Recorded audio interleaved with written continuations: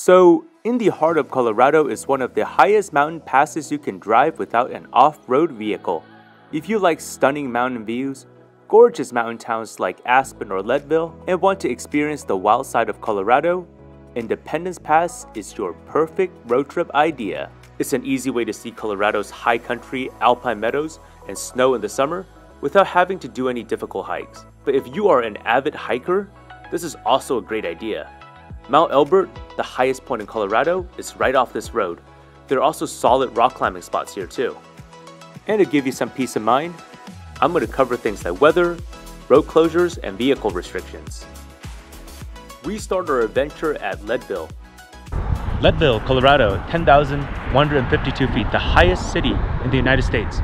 If Denver was the mile-high city, Leadville would be the 2-mile-high town. Besides its high altitude, Leadville is known for its mining town vibes. And today, it's a gateway to the outdoors. A lot of mountain bike trails, beautiful lakes, and access to Colorado's highest peak, Mount Elbert, just a few miles away. Here we have Mount Elbert and Mount Massive just behind us. Both are 14ers, the two highest peaks in Colorado, and two of the most popular spots for peak baggers. The road to Independence Pass starts just outside of Leadville.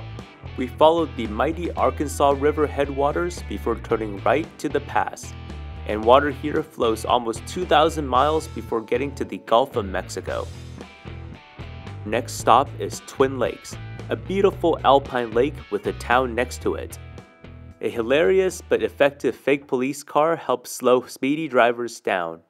And across the street, a cute little bakery and coffee shop offers travelers one more chance of picking up food before making their way up the mountain. Next services, Aspen, almost 40 miles away. From here, we drive through a narrow alpine valley. Even at the bottom of this valley, the lowest point is over 10,000 jaw-dropping feet, higher than anything east of the Mississippi. Amazing aspen trees surround us on both sides of the road. The pass begins its aggressive ascent at 6%, up impossible peak skating altitude with a series of switchbacks. We stopped at the most spectacular switchback, this one a hairpin turn, marveling at the engineering feat behind this road.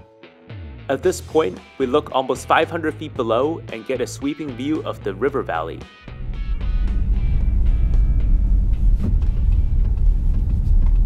Our altitude is so high that winters here are harsh and trees can't grow.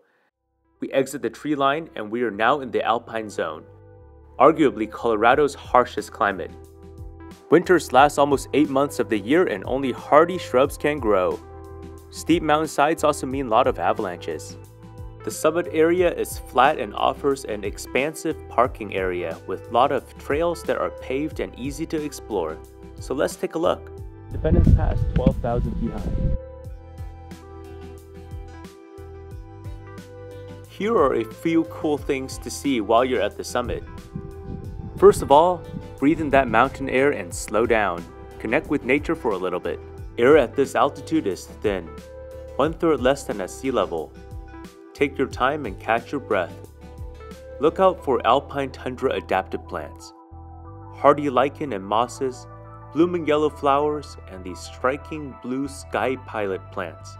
While these tundra plants are small, they stabilize soil and provide food for animals like majestic mountain goats. And because it stays so cold up here, snow doesn't fully melt. Independence Pass straddles the famous Continental Divide. To the west, water from the Rockies flow to the Pacific. The other side, to the Gulf of Mexico, by way of the Arkansas and Mississippi River. Before we go, let's answer the most important question. Bathrooms are available for visitors, making it a great pit stop before heading down to Aspen. As you crest, be sure to familiarize yourself with descending downhill in your car, using downshifting and not riding your brakes to prevent overheating and brake fade. Independence Pass is only open from May to October, depending on when first snow comes and when snow is cleared. Vehicles over 35 feet are prohibited. There are some narrower sections near Aspen, making tight turns difficult. Make sure you're comfortable driving on a 1-lane road with 2-way traffic. Certain sections of Highway 82 on Independence Pass are just 1 lane. You can find Colorado's exact warnings here. Check their websites for up-to-date details and road conditions in the description below. Rock climbers, make sure to stop at the Grotto. This is one of Colorado's best outdoor climbing spots. Granite walls create excellent routes. And around the corner, Devil's Punch Bowl, a popular swimming hole with waterfalls. After our scenic but long journey through the mountains, we are rewarded with the first glimpse of Aspen, one of America's nicest mountain towns. Aspen's an interesting place. At first, you think this might be another ski town, but you look closely at the type of businesses here and you figure out it's a mountain retreat for the rich and famous. Singer John Denver used to call this town home. Today, you can find $40 million mansions and even a condo costs over $1 million. In the winter, private jets fill Aspen's airport.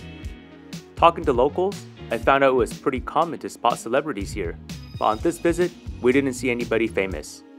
There are a lot of things you can do here as a tourist, regardless of your budget.